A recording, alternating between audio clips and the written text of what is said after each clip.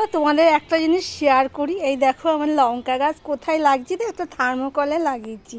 আর এটা হলো হলুদ গাছ। এই লঙ্কাগুলো আমি তুলে নেব। তোমাদের আরও একটা গাছ দেখাচ্ছি, চলো। এই একটা গাছ, এই দেখো কত লঙ্কা ধরেছে, খুব ভালো লাগছে, সেই জন্যই তোমাদের সাথে শেয়ার করলাম। এবার এই লঙ্কাগুলো আমি তুলে নেব একটা একটা করে। এই দেখো বন্ধুরা কতগুলো লঙ্কা তুলেছি, অনেকগুলো, 100 গ্রামের উপরে হবে। আর এখানে হলুদ গাছগুলো দেখো কত বড় বড় হয়েছে। তোমরা যারা হলুদ গাছ চেনো না তাদেরকে বলছি, যারা শহরে থাকো আর কি, দেখো হলুদ গাছগুলো কত বড় বড় হয়েছে। এই হলুদ পাতা কিন্তু ওই ধনে পাতার মতন ব্যবহার করা যায়, ডালে মাছের চচ্চড়িতে দেওয়া যায়, আমি অনেক সময় দিই। নমস্কার বন্ধুরা, আপনারা দেখছেন কুকিং হাউস অফ অনিমা। এখানে দেখতেই পাচ্ছ চিংড়ি মাছ নিয়ে নিয়েছি। এই চিংড়ি মাছগুলো আমি এবারে নুন হলুদ দিয়ে মেখে নেব। চিংড়ি মাছগুলো বাজার থেকে কেটে নিয়ে এসছে, ওই জন্য কাটাটা সুন্দর হয়নি। আমি জানলে আগে থেকে বলে দিতাম এই চিংড়ি মাছ যদি আনতো। দেখো বন্ধুরা, তোমাদের সাথে কথা বলতে বলতে চিংড়ি মাছটা আমি নুন হলুদ দিয়ে মাখিয়ে নিলাম। আজকে আমি চিংড়ি কারি করব, তার জন্য দেখতে থাকো আমি কি দিয়ে করব বন্ধুরা। এদিকে দেখো একটা কড়াই বসিয়ে দিয়েছি, কড়াইটা গরম হয়ে গেলে আমি দিয়ে দিচ্ছি সর্ষের তেল। এই রান্নাটা আমি সর্ষের তেলেই করব, তাই জন্য সর্ষের তেল দিয়ে দিয়েছি। এবার আমি চিংড়ি মাছগুলো ভেজে নেব, হালকা করেই ভেজে নেব, বেশি কড়া করে ভাজবো না। চিংড়ি মাছ বেশি কড়া করে ভাজা যায় না।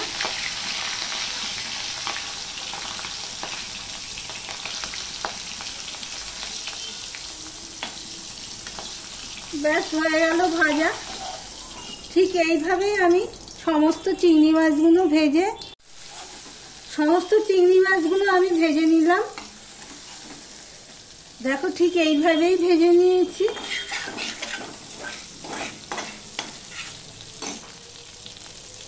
এবার এর মধ্যে আমি আরেকটুখানি সর্ষের তেল দিয়ে দিচ্ছি।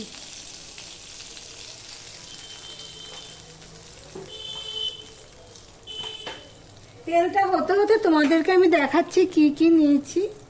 পেঁয়াজ কুচি করে নিয়েছি, রসুন নিয়েছি, 7-8 কোয়া রসুন নিয়েছি, টমেটো নিয়েছি, আর লঙ্কা নিয়েছি 3টে। দেখো তেলটা হয়ে গেছে। এবার আমি দিয়ে দিচ্ছি 1/2 চামচের মতন কালো জিরে।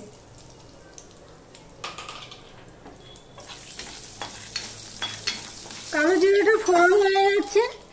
এবার দিয়ে দিচ্ছি রসুন, দিয়ে দিলাম পেঁয়াজ,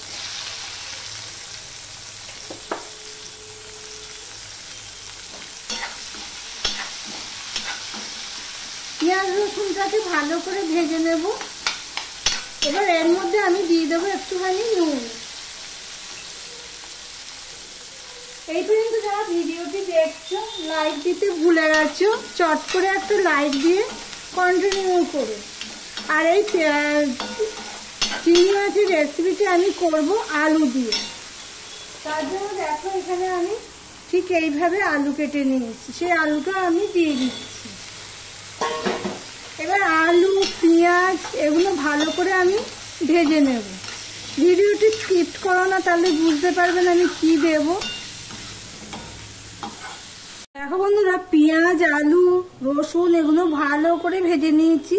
চিংড়ি মাছে না পেঁয়াজ রসুনটা একটু ভালো করে ভাজলে ভালো লাগে। এবার আমি দিয়ে দিচ্ছি 1 চামচের মতন ঝাল লঙ্কার গুঁড়ো, 1/2 চামচ আমি দিয়ে দিলাম জিরের গুঁড়ো, 1 চামচ দিয়ে দিলাম ধনের গুঁড়ো, আর দিয়ে দিচ্ছি 1 চামচ হলুদের গুঁড়ো। এখানে দেখো আমি টমেটো নিয়েছি আর 3টে কাঁচা লঙ্কা নিয়েছি, এই এরকম কাঁচা লঙ্কা, সেই কাঁচা লঙ্কাগুলো আমি এর মধ্যে দিয়ে দিলাম।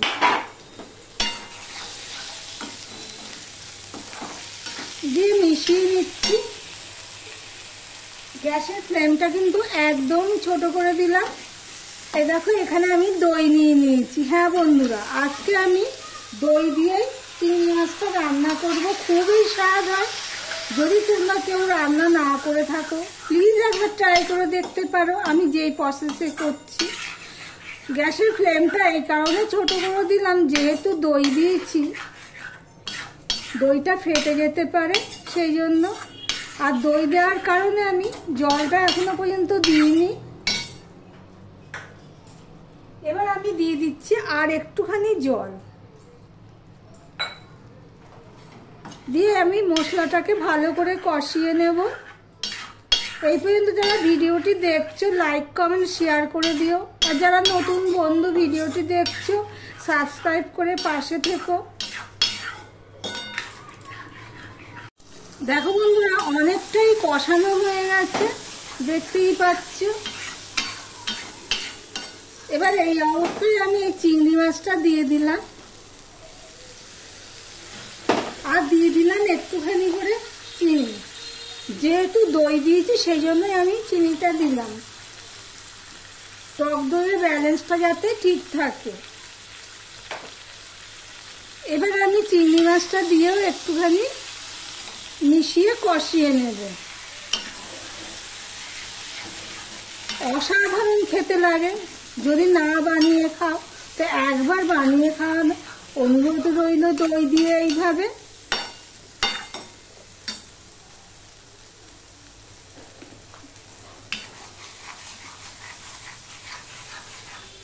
আমি প্রায় মিনিট খানিক কষিয়ে নিয়েছি এইভাবে। এইবারে আমি দিয়ে দিচ্ছি জল।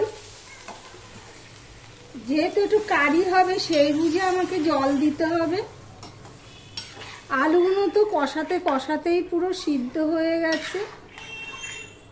গ্রেভিটা ভালোই হবে, গ্রেভি বলো কারি বলো ভালোই হবে।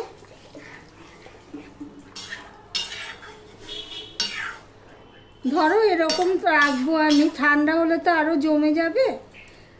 তাহলে আরেকটুখানি আমি জল দিয়ে দিলাম, দিয়ে আমি ঢাকা দিয়ে দিলাম। 5 মিনিটের মতন আমি ফুটিয়ে নেব। আমি ছোট করে দিয়ে 5 মিনিট আমি ফুটিয়ে নিয়েছি। দেখো বন্ধুরা কি দারুণ দেখতে হয়েছে, খেতেও খুব ভালো হয়েছে। আমি নুনটা টেস্ট করে নিয়েছি, নুনটা ঠিকই আছে।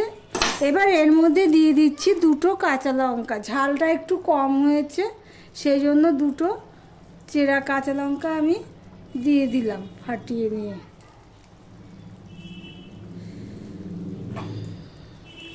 তবে এই তরকারিটা মিষ্টি মিষ্টিই হয়, বেশি ঝাল হয় না।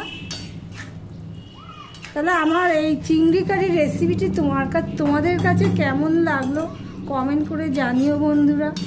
আর ভিডিওটি যদি ভালো লেগে থাকে প্লিজ লাইক কমেন্ট শেয়ার করে দিও বন্ধু বান্ধব আত্মীয় স্বজনের মধ্যে। এবার আমি গ্যাসটা অফ করে দিলাম। এবার স্ট্যান্ডিং টাইম আমি রেখে দেব।